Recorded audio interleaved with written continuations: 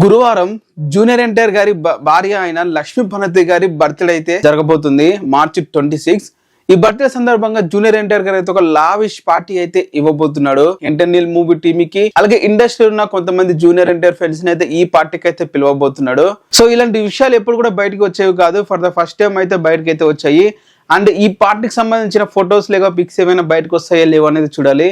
ఎందుకంటే జూనియర్ ఎన్టీఆర్ ఎప్పుడు కూడా తన వ్యక్తిగత జీవితాన్ని, తన పర్సనల్ లైఫ్ ని ఎప్పుడు కూడా బయటకైతే చూపించడు. అలాగే మనం చూస్తాం ఇన్స్టాగ్రామ్ లో ప్రతి ఒక్క హీరో వైఫ్ కూడా మనకి చూసుకుంటే ఇన్స్టాగ్రామ్ అకౌంట్లు ఉంటాయి, వాళ్ళు పోస్టులు కూడా చేస్తారు, వాళ్ళ పిల్లల ఫోటోలు ఇవన్నీ కూడా.